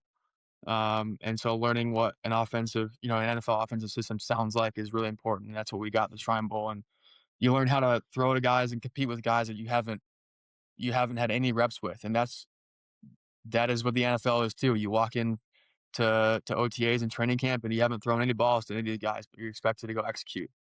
Right. And that's another rep of that, for example. And the same thing with the combine. Like you're on a really big stage. The pressure is seemingly heavy, and the weight of the world and your career is on you to make that slant throw on an accurate spot the first time you do it to a guy you've never thrown to before. Like that's all stuff that you have to get really good at mentally, because physically you're capable of doing it. It's just a mental battle of trusting what the work you've put in, trusting the fact that you've been throwing a football for freaking 15 years. Mm. Yeah. And I've thrown a slant 1,000 times. So I would say a lot of it's more mental than physical. A lot of it's just getting, maintaining, building all the things you want to do, and getting mentally ready for the challenge. Yeah. Talk about how it kind of grew your spotlight a little bit. Like going to the Shrine Bowl, you tore it up. You were spinning the thing really well, and got a lot of media attention because of that. How were you able to block that out and still stay rooted in your process, even with some hype around you? Yeah, I mean the hype always changes, right? It's always like Yeah. this guy's the next whoever, or this guy's not going to make it, and you're going to deal with that your entire career. You're going to have a good game. This guy's the best quarterback since this guy, and then you have a bad game, and it's like this guy blows, and Yeah. that like you get that in Minnesota. Not as much in New Hampshire because the media market's not as big, but then you go to the Vikings or the Combine or the Shrine Bowl, like you said, like that, it just continues to get bigger and bigger and bigger. And these benchmarks and these, the schools that I was able to go to, they're just, again, more reps that you continue to get to continue, build throughout your career. And like you said, like I thought that the Gophers, media market and the Big Ten in general, like I think it did a really good job of training us to be prepared for that, what that feels like. And it was a really good foundation that, we were able to build there with that, regarding the pressure of the external and the hype. I think that it's all good. I think as long as you look at it as a good thing, like whether it's a good, whether you're hearing good or bad things about yourself, it's a good thing because you're able to get more reps and continue to feel what that feels like and build that muscle. Because this is what gets you your career, and you're like a long career is your mind, not because your arm talent. It's because of how you can think and how you can process. Mm-hmm. That's Yeah. good. I know that a lot of people listening are, either in high school or making that transition to college. Some of them might feel a little under recruited. I think, looking at you and where you're at now, came to Minnesota, balled out, free agent to the Vikings, and started a couple games as a rookie. Looking back, you likely shouldn't have gone to New Hampshire out of high school, but you did, and I know you're really grateful for that experience. So talk about your high school recruiting, kind of flying under the radar a little bit, and growing that to dominate in the FCS level and then come and earn your way to Minnesota. Yeah. I like you said, I'm extremely grateful for what my recruitment looked like out of high school, and the time. If you asked me that when I was in high school, I'd be like, this sucks. Like I'm not getting recruited by any of the schools that I feel like I should be. Right. And the fact of the matter was, like, I wasn't a crazy fast guy. I was average speed. I had average arm talent. Average size at the time. I think I was probably coming out of high school at like 6'1", maybe. I probably got an extra, like, I probably grew an extra inch throughout like just going into college and throughout college. But I was metric wise, I was average, and where I felt like I was able to differentiate myself was how I felt like how accurate I was, how I could see and process the field. Um, and that goes a long way. And I think that as long as you look at the situation you're put in as a good thing, no matter what happens, like I said, as this is going to be great for me, then you make the situation at hand, a beneficial thing for you. And Tanner, like I remember, looking at your recruiting story too. You weren't like a big time No. prospect coming out of high school. On paper, I should have never played in the Big Ten, bro. Ever. You know the feeling, dude. It's like you feel like you could be playing at a really high level, but like the other people don't feel that way. And all it took was for New Hampshire to say, we want you to be a quarterback on our team. We're going to offer you a Mhm. scholarship. And I just, I've always trusted my gut when I think, I want to put myself around the right people. And that's what I based my decision off. I had a few FCS offers, some Ivy Leagues as well. And what it came down to was trusting the people at the school that I went to. New Hampshire was that way. I trusted the people. They were genuine people. I did all my background research. I had a gut feeling about the people, and I gravitated to New Hampshire because of the people and the community there, and it ended up being really great. I actually got injured my senior year, the last game of the year. I tore my LCL in my left leg, and they still honored my scholarship. And I was going to go there early. I was going to go there in January, so they still honored my scholarship, and that just reinforced the fact that I was going to the right school because they could have pulled my scholarship and tried to get somebody else. Mm. And so I went there on crutches, was good to go by spring ball, and the rest is history. I felt like they were patient with me. They allowed me to develop. Um, but I think at the end of the day, it is what you make of it. And I went into that building that was built in the 1960s every single day with with the mindset of just becoming the best version of myself. And It's good. because of that, I was able to come here. You feel like, and today I hear a lot of stories from high school kids, right? And training high school quarterbacks that, well, it's so hard now to get recruited. And, there's some legitimacy to that with the Oh yeah, portal, right? It's harder for yeah, guys. yeah, And guys can also abuse the portal, right? You talked about it. Guys can learn 5, 6 offenses, and there's never been more pressure on coaches in college or the NFL than there is. And that's probably never going to change.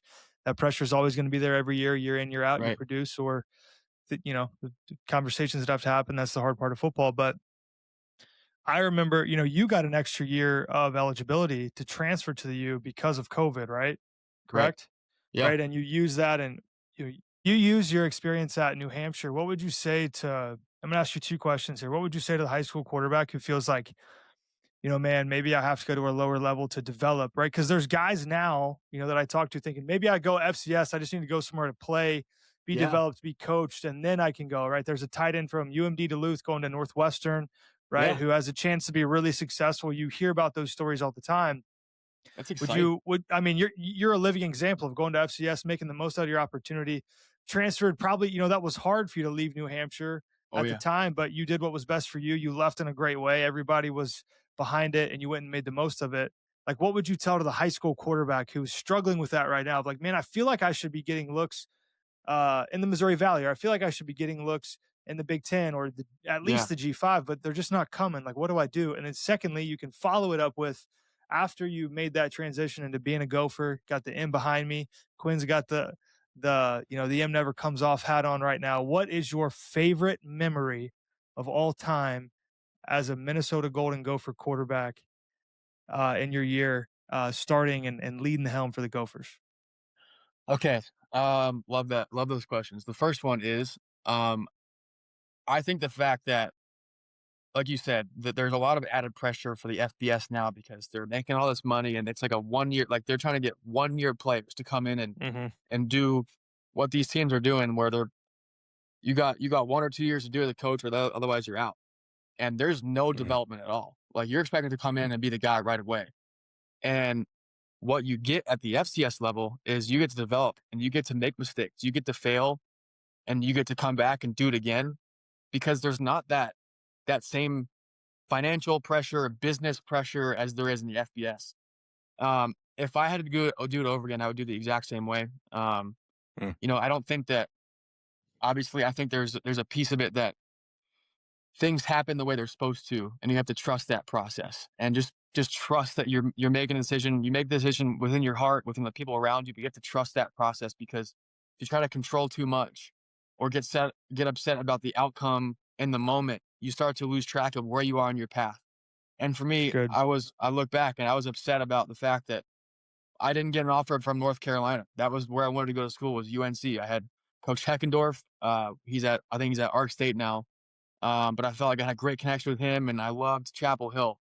And I didn't run a fast enough 40 apparently, and they didn't think I was good enough to get offered there. And it Mm. was heartbreaking because I'm like, I can see myself playing here. but instead I wore blue somewhere else at New Hampshire. And it was the best thing that happened to me in my football career was to go to New Hampshire. It was the best thing that happened to me. And like I said, I got to start as a freshman, number one. I think playing time is so important.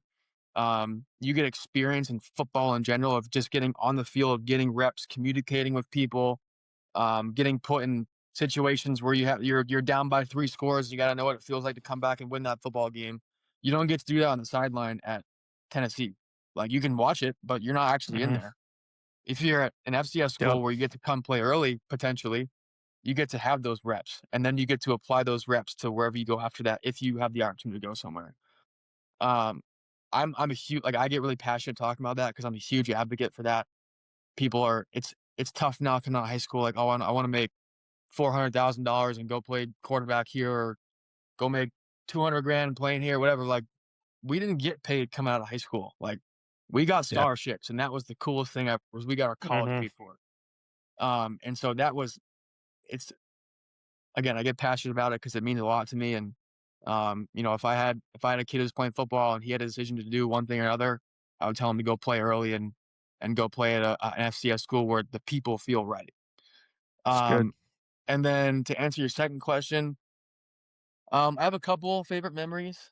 I think that when you ask people who have kind of left football what their favorite memories are, sometimes, like, I would say a majority, you can answer this too, but a majority of the answers probably don't come from, like, on the field. You miss being in the locker room, you miss the guys, you miss going to Chipotle every single day with the O-line, like literally O-line. That's a tough place to get in and out of in Dickeytown too, boys. It is. It's not easy. Made it work. One time they threw me in the back of a pickup truck and they kidnapped me, and they drove 15 minutes to go to Chipotle, and I had no idea where I was going. They took my phone too. And Max was like, that I have sounds a terrible, meeting. but, like, I missed that. I have a meeting. Yeah. You were so pissed.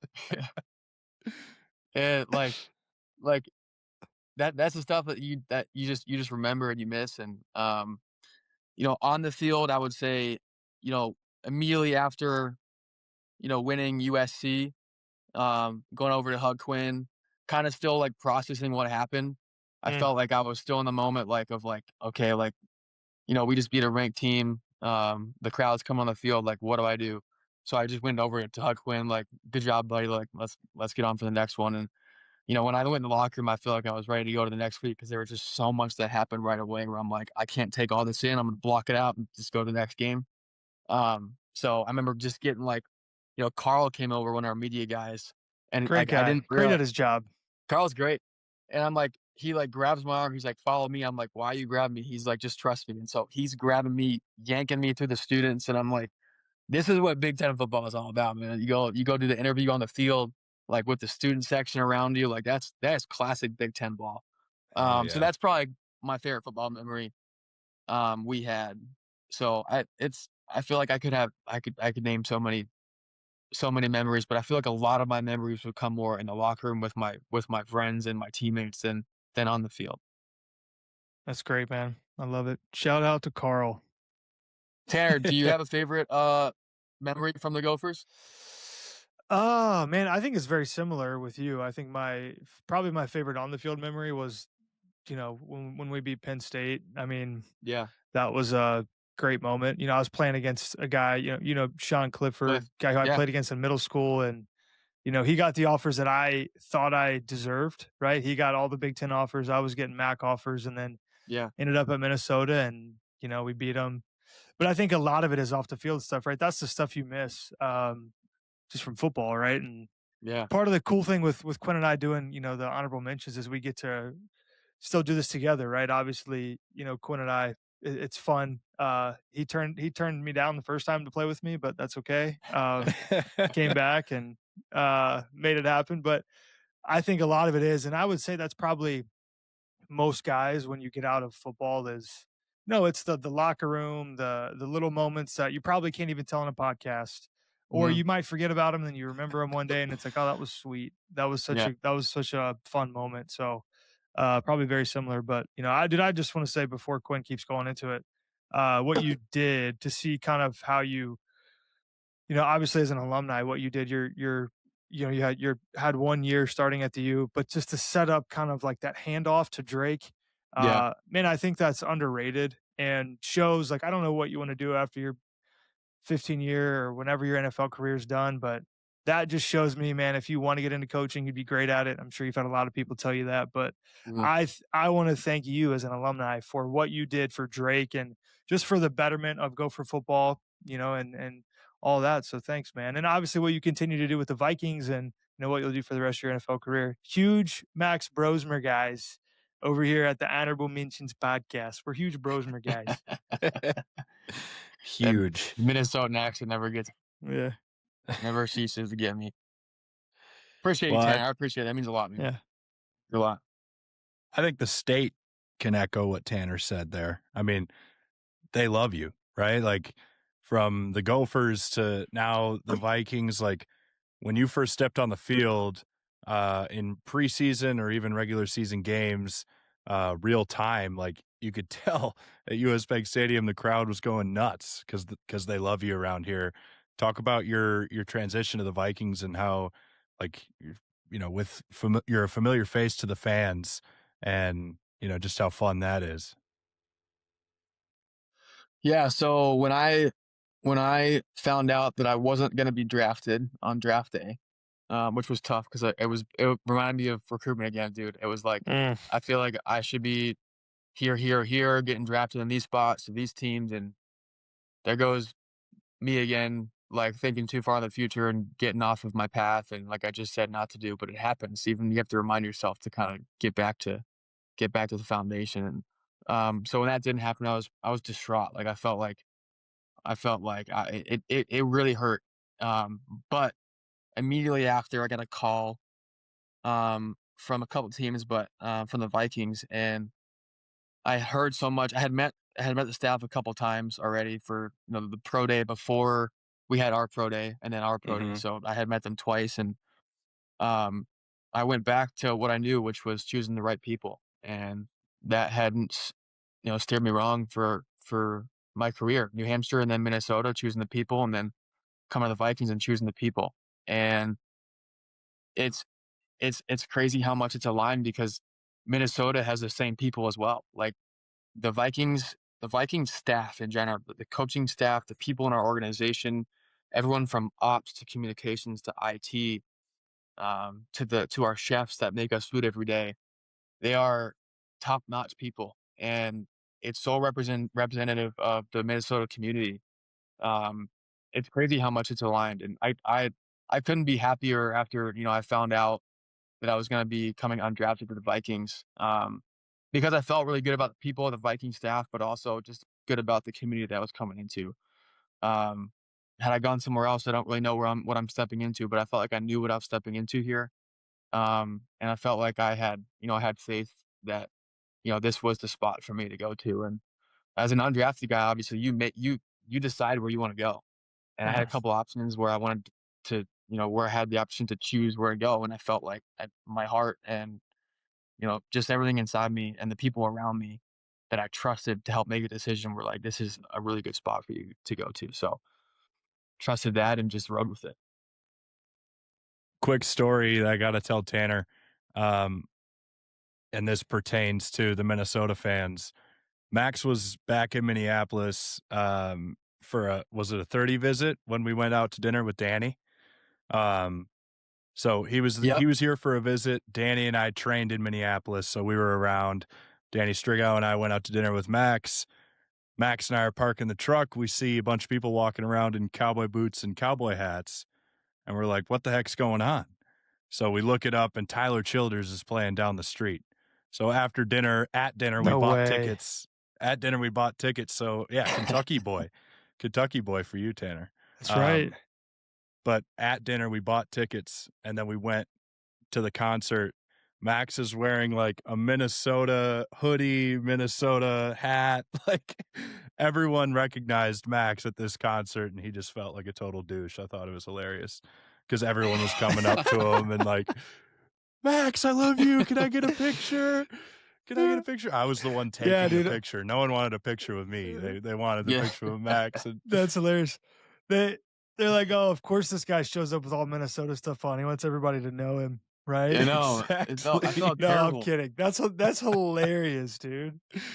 That's Max awesome. goes- And the fact that Max it was goes, Tyler I feel Childers. like- And I mean, obviously, you got some good PR from the guys in the quarterback room about your song, right? Country artist as well. You're very eclectic, man of yeah. many talents. We won't get Yeah. into that, but you know, We got some Just pretty a- good just seats at that concert too, Quinn. It was like, I guess Yeah. like they start dropping ticket prices right as like the concert comes up. We got like first row, like on the side to see Tyler Childers come out. That was sweet. It was an incredible concert, but Max was Tyler just Childers. he was soaking it all in. Max loved all the attention, dude. I love it. I love Tyler Childers too, from Eastern Kentucky.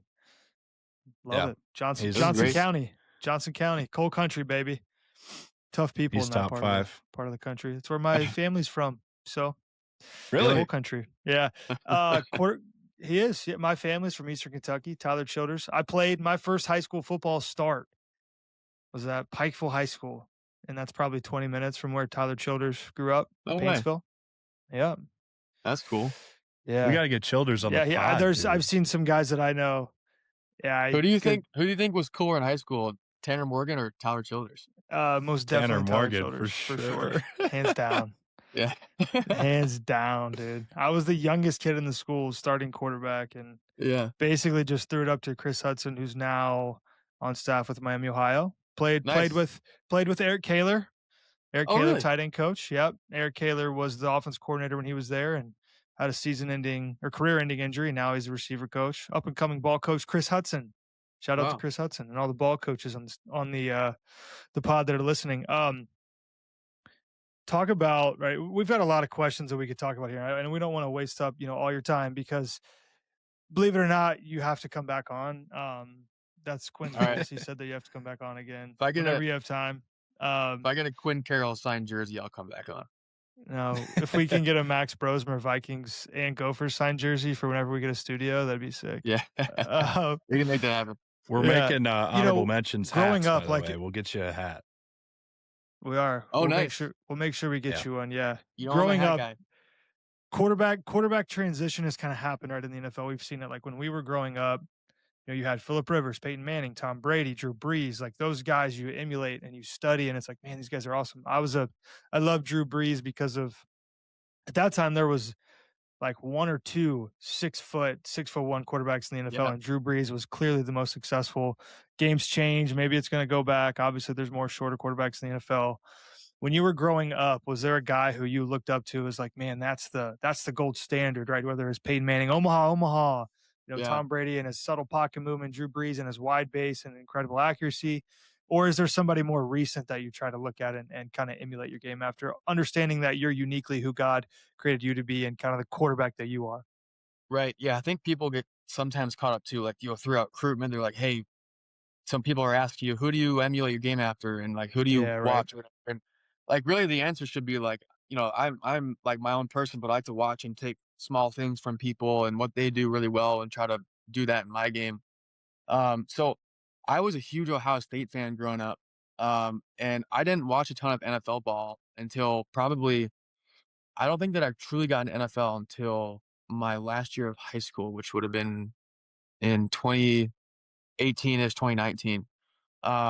So like growing up, we also were Bengals fans, but like Carson Palmer was a jersey that I had like growing up, and like Really? hearing about Carson Palmer now from what I just remember like watching growing up, like two completely different people. Like I remember Josh talking about Carson, how like strong and like and just huge wide base, just huge quarterback, crazy strong arm. And it's fun to watch, but it's like not anything like me at all. Yeah. And you at that point in your career, you're just a fan watching football. And but again, most of it was for me was Ohio State.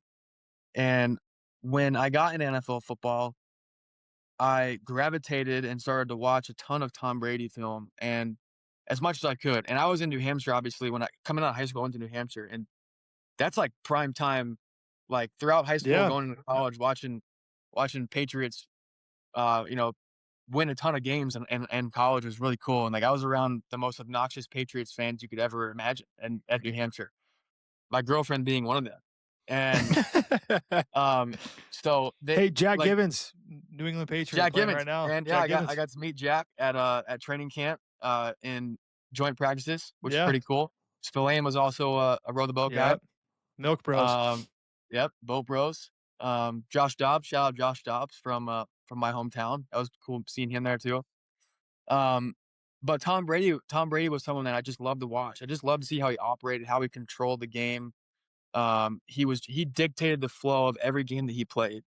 And it was really cool to see. And you watch how much goes into it. You can't see obviously from, our side of the curtain what goes into it, but you can hear him talk about his mindset going through it. And again, it's a process driven thing. He's just so dedicated towards his process, dedicated to his team, and dedicated to becoming just the best version of himself, which ultimately goes down as probably the best quarterback in NFL history. So, everyone's on their own path, and I like to take things from people. Like I love watching Brock Purdy.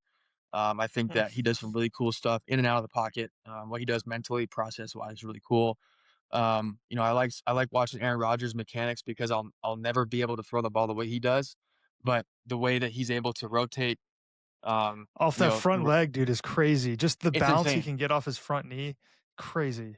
I don't know how he does it. And then you watch how Jordan Love has taken that into his game and how he throws the ball. Like something's there mechanically that someday I'll be able to figure out and just be able to it's really almost fluidly. like, and you can nerd out with Quincy about this. It's almost like they use the front leg to like drive and decel.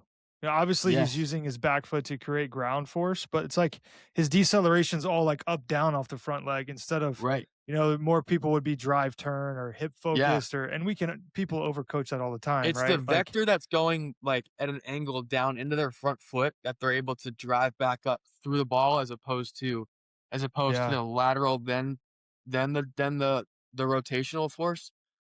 It's not something for young guys to try to like feel like this, but I feel like just like it's natural for them. And if it becomes natural to you as a young buck, like stick with it because they can sling the pill. Yeah. So I would say those and they two guys always get to full extension too. Like you never see Aaron Rodgers or Jordan Love ever like not get fully extended on a throw. Jordan Love gets through every single time. Every time. Crazy. And he's got massive arms too, right? Massive. Like it's cheat code. But yeah, we can nerd out about this. Yeah, I know. I geek out about that stuff too. But yeah, Joe Burrow's fun to watch.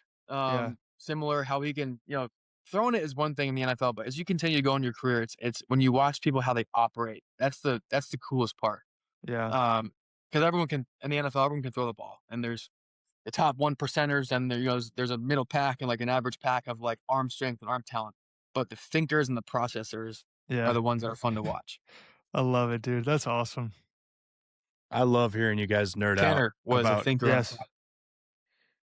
Tanner was. QB mechanics in play. Yeah. Still is. What'd he say? Yeah. Still what? I didn't hear it. A thinker and a processor.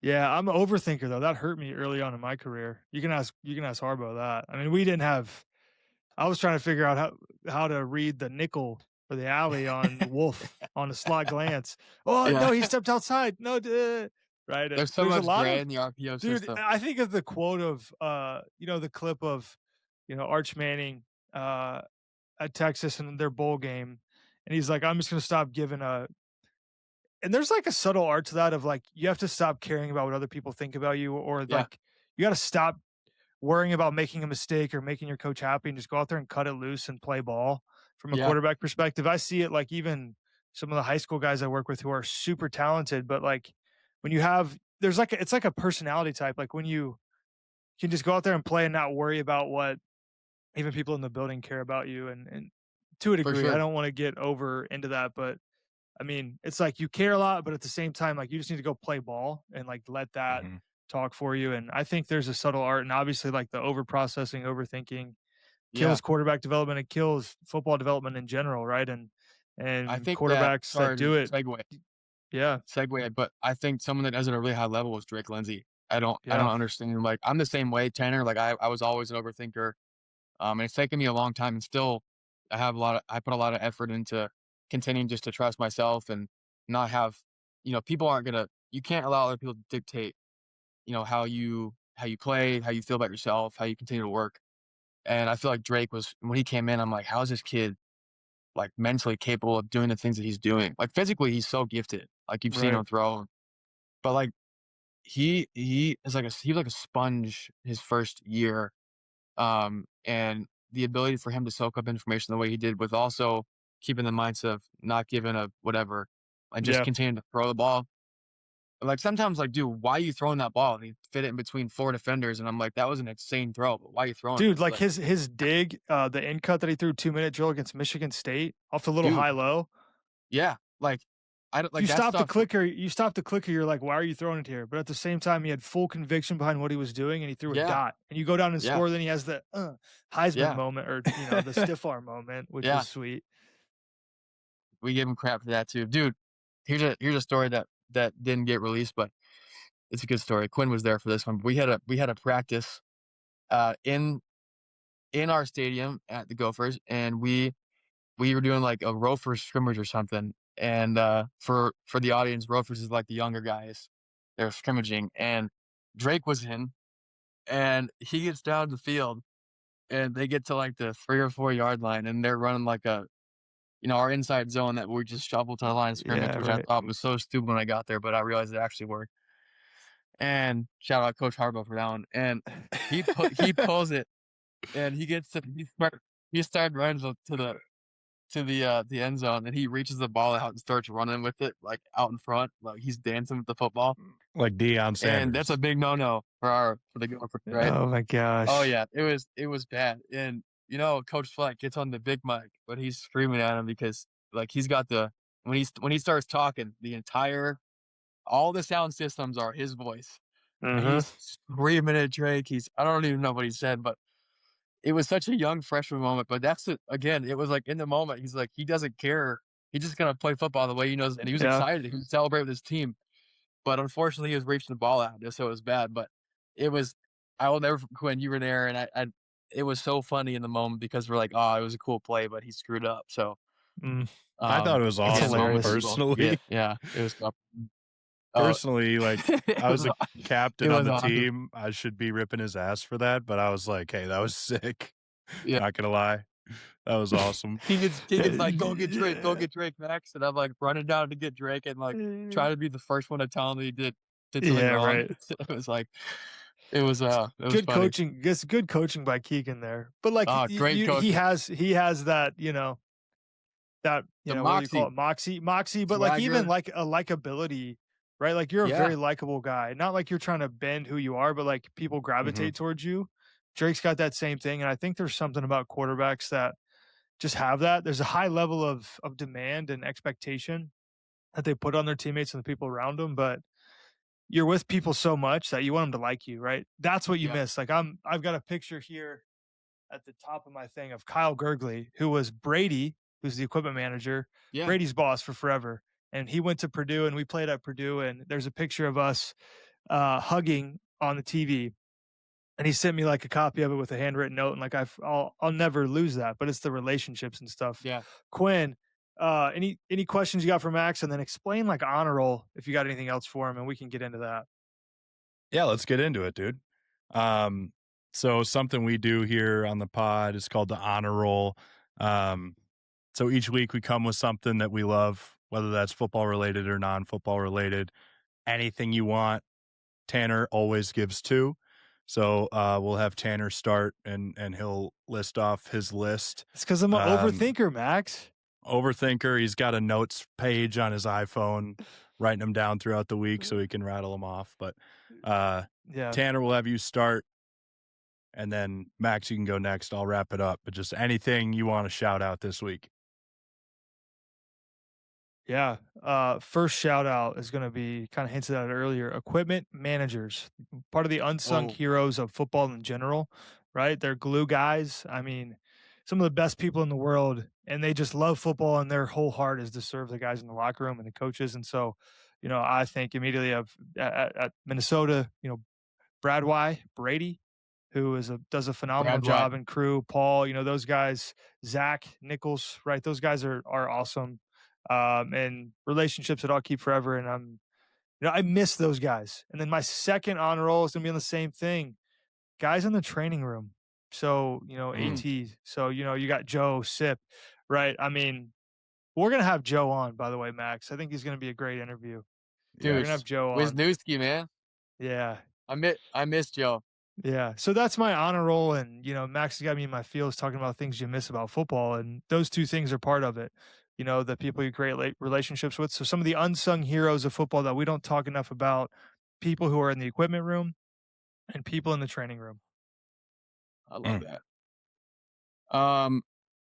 I would say for me, I would this is gonna sound like cliche or cheesy, but for me, I would say honorable, or is it honorable mention is what we're saying to this? Honor roll. This is our honor roll segment. Okay, Yep. honor roll.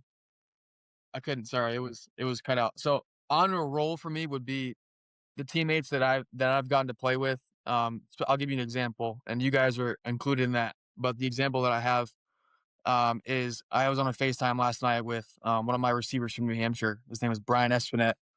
So I guess he can be my honor roll, but just in general, the teammates that I've gotten to play with in college specifically. I was on a FaceTime with him for like 45 minutes just talking about football, about, plays that we have, but also the times that we had, similar to this conversation. And the cool part was we tied in everything that we did in New Hampshire to what he was doing in his career, what I was doing in my career. And it was really cool to see the application of what football did for us in our lives, to create the foundation just for our, the rest of our life and the rest of our careers. And so it's the teammates, it's the memories, and that stuff will never go away ever. That's great. That's a great honor roll. I love You that. came prepared. Yeah. For me, I didn't, but okay. For me, it's the new song or new movie that you can obsess over. For me, it's a new song. I get completely hyper fixated on, like, if there's a new song that comes out and I love it, I literally only listen to that song. So, like, Zach How's Bryan your just ADD came out. doing, Which buddy? song that came I'm out? kidding. Yeah, my ADD, it's terrible. Yeah. Like right now, Zach Bryan came out with a new album, so I'm banging his new album in the truck. I love it. Shout out Nice. Zach Bryan. Hopefully we'll have him on the pod sometime when we blow up. But no, I'm all about the new song, new music. If any of you guys have new song suggestions for me to hyperfixate over, leave them in the comments. I'll make sure to give them a listen. Old Jack Daniels or Old Number 7 by Max Brosmer. I was Great song. hyperfixated on that one for a Great while. song. So yeah, that's my honor roll. Dude, Quinn, I can got I a new tell yacht you? rock Can I song tell for you you. quickly, from my perspective, right? We all know and love Coach PJ Fleck. When I heard that song, I was like, one, this is crazy that he's actually like not terrible. He's actually good. Wow, this Oh, guy, thanks. this He's guy, elite. this is the guy I want to lead the University of Minnesota. Secondly, I'm sitting there thinking like, I wonder what PJ's thinking when he's listening to this song, and we can, talk about that later. Oh. But I loved it, and I love that you got some great cred, from the guys this summer about it, kind of from the PR too. Dude, when Coach Fleck talks about my recruitment, it's he tells the funniest story. But when he was he jumped on a FaceTime with me when I was still living in my house in Durham, New Hampshire, and it was this old, beat up, raggedy like house with a porch on it, and all the entire like some of the D line, the O line, and my receivers would come over every Sunday. We watch NFL football. We cook together, and it was a great time. But he called me on like a Monday morning, and this is like at the end of the season, obviously. And he's like, "Hey, like I'm Coach Fleck, or whatever. Nice to meet you." And there's a like Bud Light, like empty Tower. boxes stacked behind the chair that I'm sitting in. Mm. Yeah, and I'm like, and all the guys come over, so people they hammered it, dude. And the first thing he sees is my face and a bunch of like beer boxes behind me. And then the song comes up and it's this whole thing. And he's like, who am I recruiting to be my quarterback? Like, this is a big thing. And he tells that story every time. Every time I see him, he's like, oh, yeah, we recruited you. I thought you were just a big boozer. And I'm like, no, I wasn't. It was just, we just had all the guys over the night before. Yeah. That's awesome. It was a good I story. love it. Yeah. It worked out for him. So Yeah. it was a good fit. Yeah. It was Really great. good fit. Great. Yeah. Well, Max, thanks for jumping on, dude. We don't want to take up too much of your time, but we loved having you. We're super proud of you. Huge fans of you on the pod, and we can't wait to have you back sometime. Yeah. Thanks for having Right. me on, guys. Had a blast. I will definitely come back on. Of course. Thanks, Sweet. Max. We appreciate you, man. Like, follow, subscribe, do all the things. And go buy Max Brosmer's Minnesota Vikings jersey off of fanatics.com. Type it up. Number 12. Get it. White or purple. You choose, but go buy it. And stream his Thanks, song man. on all platforms. Love it. And stream his song as well. Yes. All Please. platforms is out, man. All right, Max. Take care, brother. All right. All right, y'all.